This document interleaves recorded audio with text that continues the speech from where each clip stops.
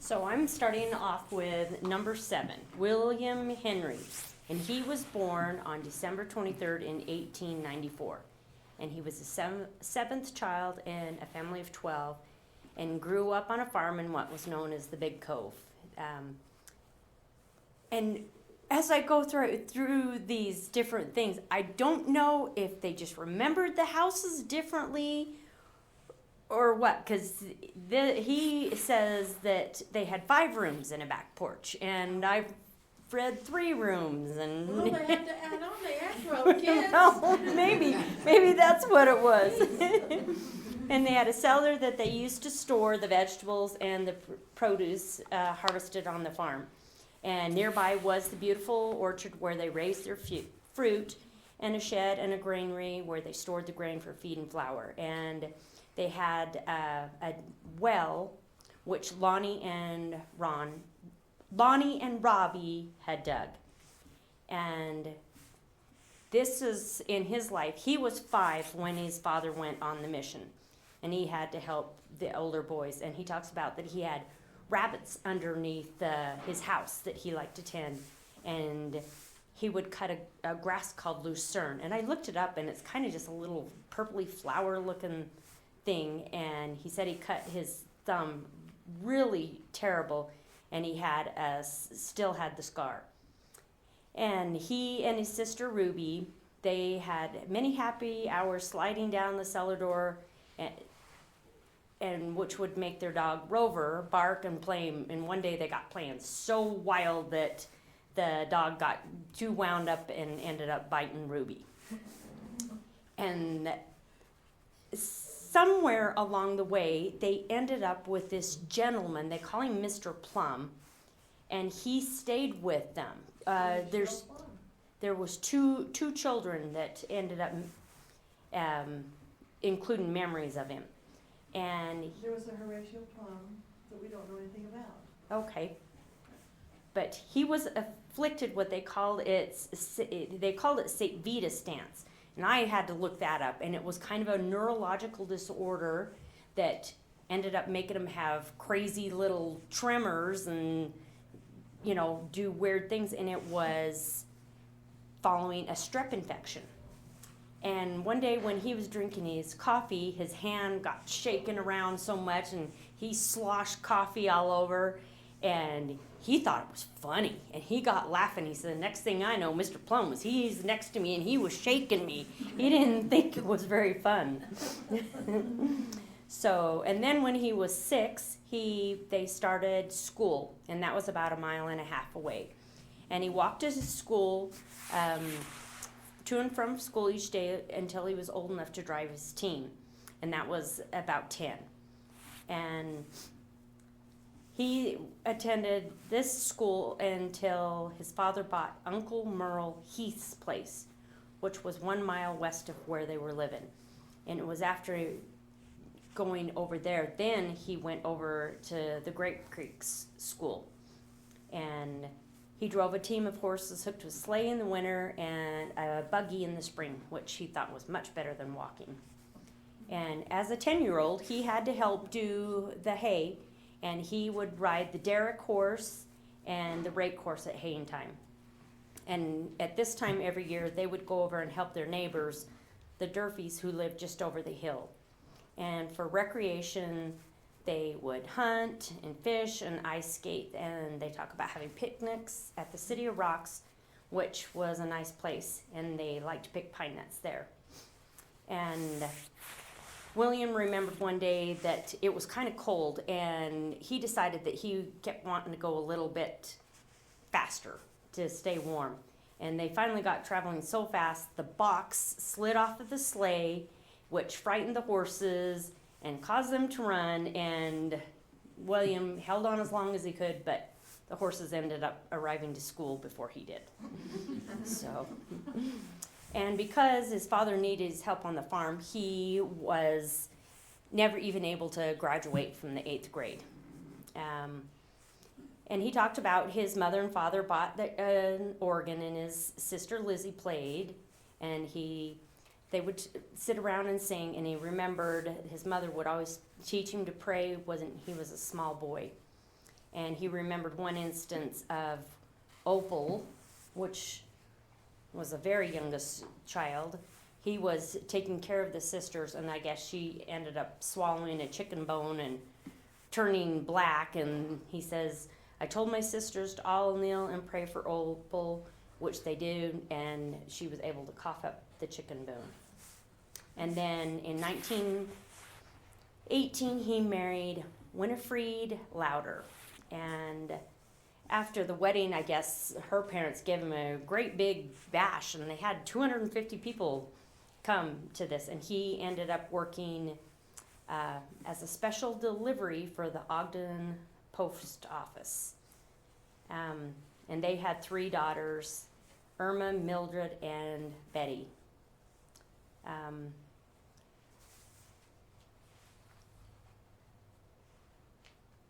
Yes. Oh, and they talk about they lived on the 29th Street, and he was a president of, what'd you say, YMMIA is? Young Men Yep. Mutual Improvement. Oh, okay. Anyway, he was in the 17th ward. And every year they would go on vacation, and one year they bought an old Chevy and drove to Yellowstone Park, Wyoming, Canada, and Portland. So, and number 8 was Marion Stephen Eames. And he was born on May 2nd in 1897. He was, I guess, just such a beautiful baby, and everybody just loved him and was so happy to have him in their lives. But he ended up contracting scarlet fever, and he died when he was 11 months old. And now we're to number 9, George Washington Eames. And he had the light hair and blue eyes. And in 1917, he helped his family move to Plain City, Utah. And at age 20, he came to Canada on a visit and returned to Utah that same year in July. But he went back with Ruby and her husband, Wesley McMullen, who sold their home in McGrath, and they were moving to Harrisville. And George wrote the following letter to Lizzie. Dear Sis, I have just been home for 1 week. Got here in time to help put up the second crop of hay. We are having a dry spell, but the crops are not bad considering. Wes got a job the very next day after he got here. I am glad to get back, but I think Canada is a fine country. Ada wanted to know why you did not sell out and come down here to live. She thinks you are right about me. I will send the money as soon as I can. I appreciate what you have done for me. I will write more next time, Brother George. And George, he was engaged to be married to Ada Mae Taylor in Harrisville, and he planned on going on a mission, but he ended up being killed in some type of elevator warehouse. Or in a warehouse, an elevator came down and struck and killed him. And he died in 1919. Tammy, Dan gave me an article, and I didn't bring with me, but they said that there was a suit against the company. Oh, and was there really? And they won the suit because they were in error with the elevator, so they got They compensated. compensated that family. For the death. I don't know how much it was, No. but yeah. And Viola, she was born in 1901, and she was the 10th. And this was when Robert was on his mission. And he didn't even see her until she was 18 months old.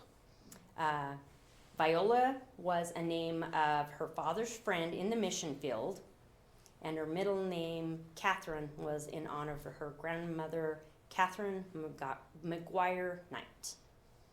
And she says they had a 4-room log cabin, so I think it's funny that the kids had different perspectives of maybe the washroom was one room to somebody, and I don't know, but And she said it was the happiest time of her life with her parents, brothers, and sisters. The cabin had dirt for shingles, and there were no doctors within 25 miles of their town. And so when her mother went into labor, she had to go wake up Lonnie and hitch the buggy and go after the midwife, Helen Nicholas Edwards. Was she on one? Oh, that was the last set of pictures, wasn't it? She's up there. Okay, yeah, anyway, they went to go get her, and she lived 2.5 miles west of them. Viola was born, and her birth was assisted by the midwife. And Viola had 6 siblings at the time when she went to school, which was located 1.5 miles away, and she was a good student and had, very fond memories of her family and childhood. And she talks about the living on the 360 acres of land and the large orchard. And she says that Alonzo Knight planted it. Does that sound right? I don't Okay. know for But- sure. They just always said grandfather Eames did. Okay, well, yeah, for some reason she says that Alonzo Knight had planted. And they milked cows and made butter to sell, and everyone had to make ends meet. And while their father was away on this mission, they really had to, support each other and, team up to get all the work done. And she talks about when they were singing, that they really, really liked singing. And she says that the ranch was 5 miles away from town, so that sounds about right to get down here. And the schoolhouse was up in the trees on a hill where the 1st grade through 8th grade was all in one room. And Viola's first teacher was May Lowe. And when the snow got too deep, then their father would take her and her siblings to school in the sleigh. She had a great love for the outdoors. She got so she could shoot, and she'd help bring home the game for supper, and she really liked writing. And she said after her dad got home, she kind of had him wrapped around her finger a little bit, and she doesn't say what the circumstance was, but he ended up getting after her. And she said she cried and cried and cried and cried until he said, "Okay, if you stop crying, if I give you a horse." So she ended up with this fancy gray mare, and she was the fastest horse in town, and Viola was very proud of her. And in the fall, they would go and get wood and gather pine nuts. And she talked about, the tragedy of Lonnie getting typhoid when she was young, and she remembered missing him so dearly. And she married Martin Harris in 1918, and they had 3 kids. Oops. Who's Lonnie? A brother? Is that They Okay. nicknamed him. Okay. And then, and they talked about work that Viola, and after she got married, working in the brick factory. And he ended up getting hurt. So he couldn't end up being in the army, but they moved to Salt Lake. Viola's mother moved to Salt Lake after her father died and did temple work until her death in 1948. So now we are to number 11, Mary Lorena, and she was born in 1905, and her parents taught her the importance of faith, truth, and virtue, and she gained a testimony of the gospel thanks to her mother's teachings. And she talks about on Saturdays they would prepare for the Sabbath by bathing and cooking their Sunday meals, and they would ride the white-top buggy to attend Sunday school and sacrament meeting. And her mother taught Sunday school for many, many years, and she talks about this Bible that her mom had that they so cherished. And she remembers helping ride the derrick horse when they were doing the hay, and making soap and harvesting apples for homemade cider. And they also got to the ground squirrels, and the ground squirrels are still there, by setting traps for their holes, and their father would pay them 1 cent for every tail they brought home. So,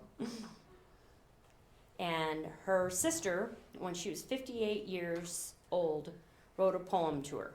I have a catalog sister I sent for her some time ago. There were times I was lonely and missed her until an angel brought her to our door. She was a spirit from heaven and was waiting to come, I'm sure. But to me, she is something special I had picked from a dozen or more. Time has a way of passing, and gone are our childhood days. She became a beautiful lady, so kind, thoughtful, and gay. And she ended up marrying someone by the name of Milton Shirtliff. And they had 4 daughters. And now we're to the baby, Opal Irene, and she was born in 1907. And it was a very, very cold day, and her mother was sick and fighting for her life. It didn't sound like that the pregnancy was going very easy. And after she was born, they kind of ended up just wrapping Opal up and sticking her over in a corner for a minute, trying to save her mother. And when they finally got back around to her, she was so cold that she couldn't even cry. And they said her father, Robert, caught a weasel and skinned it, and Opal wore the weasel skin on her chest until she was 6 months old. It seems like a bizarre thing to me, but you'd have thought that you could have used a wool blanket, but and her mom it took her a long time to get over this pregnancy and birth, and she talked about her dad. And Opal ended up being raised on goat's milk and honey. And her dad fixed a large swing in a big poplar tree where her mother could swing and get plenty of fresh air to help gain her strength back. The family had a log cabin with 3 rooms and used a wood stove and kerosene. I really would like to know the real number. And she didn't get to start school until she was 8 because there was no other kids her age. So, and then when Opal was 10, she was baptized in the Almo Hot Springs. And a year later, her family sold their place in Almo and moved to Blaine City, Utah. It took them 4 days to make the 140-mile trip. During her sophomore year at school, Opal made up her mind that she wanted to become a nurse. And she started at D Hospital in 1924 at the age of 17. And she loved being a nurse. And it was there she was caring for a man, and he got sassy to her and said something about, hey, Opal, come help me out. And she said, she got very indignant with him and said, my name is Miss Eames, if you please, Mr. Blackburn. Then, of course, he had me flustered, and I think my pulse raced harder than his every time I took his temperature. So 4 months later, he asked her to marry him. And let's see. Opal's father, Robert Eames, they got married, and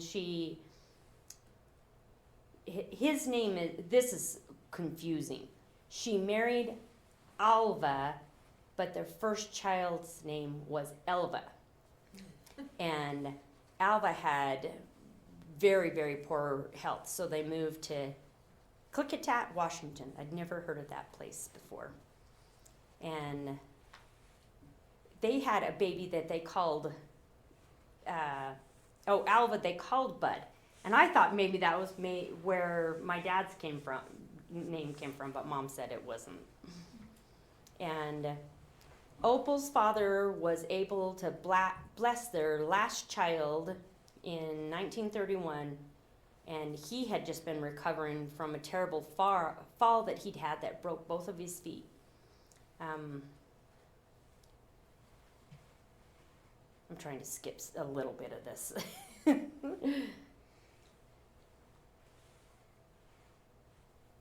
Oh, they ended up having 12 kids also, and it was the thing to have big.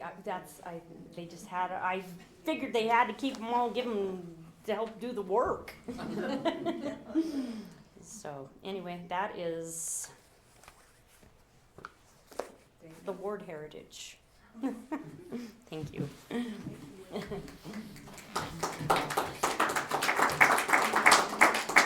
you, Mary and Tammy and Monty. I really appreciate you guys doing that for us. And so thanks for everybody for coming.